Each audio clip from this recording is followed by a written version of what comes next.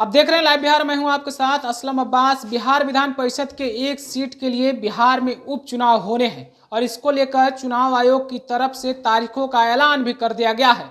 लेकिन अब इस तारीख पर जो है खतरा मंडराता हुआ नजर आ रहा है। जी हाँ, जिस तरीके से बिहार में एक सीट पर उपचुनाव की तारीखों का ऐलान किया गया था और इसके ऐलान के साथ ही आज यानी कि सोमवार से लेकर 13 जनवरी तक नामांकन भी होने थे और वो सीट थी राजद कोटे के विधान पार्षद सुनील सिंह।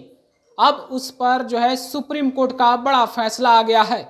जी हाँ, सुप्रीम कोर्ट ने इस पूरे मामले पर सुनवाई करते हुए डबल बेंच की तरफ से साफ साफ कहा गया है कि जब केस सुप्रीम कोर्ट में है, मामला यहाँ विचाराधीन है, सुनवाई अधीन है, तो फिर उपचुनाव क्यों हो रहा है? और जब उपचुनाव हो रहा है तो फिर याचिका दायर करने का मतलब ही क्या रह जाता है? तो ये तमाम बातों से अब स्पष्ट हो गया है कि कहीं न कहीं बिहार के एक सीटों पर जो उपचुनाव हो रहे थे उस पर अब जो है खतरे के बादल मंडराने लगे हैं। अब जो है उसके तारीखों में फेरबदल होने की पूरी संभावनाएं जताई जा रही है।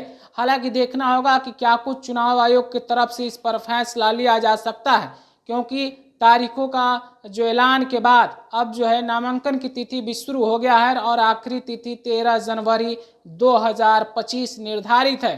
कई तरीके से राजनीतिक रस्साकसी में कई पार्टियों की तरफ से नामों की चर्चाएं भी हो रही थी। नाम की चर्चा हो रही थी कि आखिर सुनील सिंह की खाली सीट पर कौन प्रत्याशी हो सकता है, किन की उम्मीदवारी हो सकती है। अगर बात सुनील सिंह की उम्मीदवारी की करें तो पिछले राज्यपाल के अभिभाषण के दौरान जिस तरीके से विपक्ष के तरफ से मिमिक्री की गई थी मुख्यमंत्री के तरफ, यानी कि सत्ता पक्ष के खिलाफ विपक्ष की तरफ से राजद के सदस्य खास करके सुनील सिंह और कारी स्वेब, ये दो लोग थे जिन्होंने मिमिक्री की थी। और मिमिक्री किनका? नेता सदन यानी कि मुख्यमंत्री नीतीश कुमार के प्रति। इसी के मुद्दे के तहत सत्ताधारी एमएलसी भीष्म सहनी ने पूरे मामले को जो है विधान परिषद के पटल पर रखा था और तत्कालीन उपसभापति प्रोफेसर रामविचार राय ने इस पूरे मामले की सुनवाई की थी। हालांकि राजद कोटे के एमएलसी कारी स्वेब इस पूरे मामले पर माफी मांगकर कार्रवाई से तो बच गए, लेकिन सुनील सिंह किसी भी तरीके से इस मुद्दे पर झुकने को तैयार नहीं हुए और आखिरकार अनुशासन समिति ने उन पर कार्रवाई कर दी और फिर ये उपचुनाव की तारीखों का ऐलान किया गया है। लेकिन इसी बीच सुप्रीम कोर्ट का फैसला बहुत ही अहम है राजनीतिक रूप से। हालांकि सुनील सिंह की सीट की बात करें तो जिस तरीके से इस पर उपचुनाव की बातें हो रही है, इस पर ज़्यादा वक्त नहीं बचा हुआ है। कोई भी नया सदस्य अगर चुन कर आता है तो उसकी भी ज़्यादा दिन तक नहीं है, लगभग 6 से 7 महीने तक ही उनकी पीरियड इस सीट पर निर्धारित थी।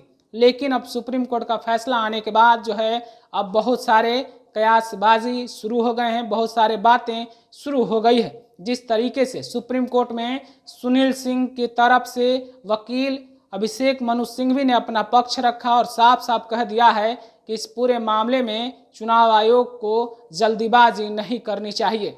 बिहार बोर्ड 10वीं 12वीं परीक्षा की डेट शीट आ गई है। क्या आपकी तैयारी अभी अधूरी है? घबराने की कोई जरूरत नहीं। आ गया है read and pass quick reviser crash course book, जो दे आपको परीक्षा के लिए वीवीआई प्रश्नों की अल्प समय में बेहतर तैयारी। प्रकाशक भारतीय भवन, खजांची रोड, पटना।